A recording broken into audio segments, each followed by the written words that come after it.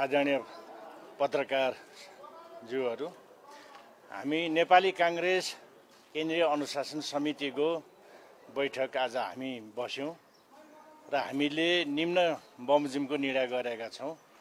म पढेर सुनाउन चाहन्छु। 1.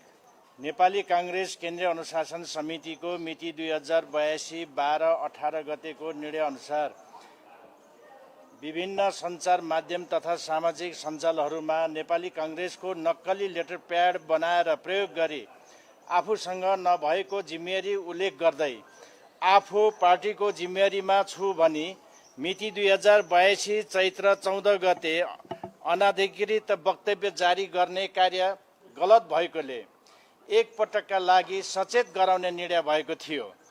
यसरी अनुशासन समितिबाट सचेत गराउँदै पनि पुनः मिति 2082-12-30 गतेका दिन नेपाली कांग्रेसको नक्कली लेटर प्याड बनाएर प्रयोग गरी आफूसँग नभएको जिम्मेवारी उल्लेख गर्दै आफू पार्टीको जिम्मेवारीमा छु भने नेपाली कांग्रेसको पूर्व उपसभापति पूर्णबहादुर खड्काद्वारा अनधिकृत रूपमा मिति 2082-12-30 गते प्रेस विज्ञप्ति जारी गर्ने कार्य पार्टीको विधान विपरीत देखिएकोले नेपाली कांग्रेसको विधान 2017 संशोधन सहितको धारा 34 को उपधारा 8 घ बमोजिम 7 दिने स्पष्टीकरण सोध्ने निर्णय गर्दछ।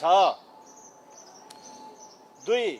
प्रतिनिधि सभा सदस्य निर्वाचन 2082 का सन्दर्भमा पार्टीका सदस्यहरूले अनुशासन उल्लङ्घन गरेका भए सोको उजुरी 2082 चैत्र मसन्तभित्र नेपाली कांग्रेस केन्द्रीय अनुशासन समितिमा पठाउन निर्देशन गरिएकोमा सोको समयावधि 2083 वैशाख मसन्तसम्म थप गर्ने निर्णय गर्दछ।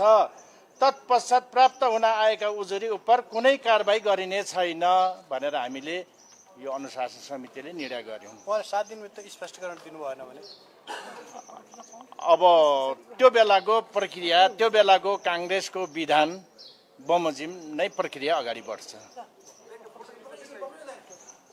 त्यसलाई उ आउँछ तपाईले प्रेस विज्ञप्तिमा हामी अहिले हाल्छौं।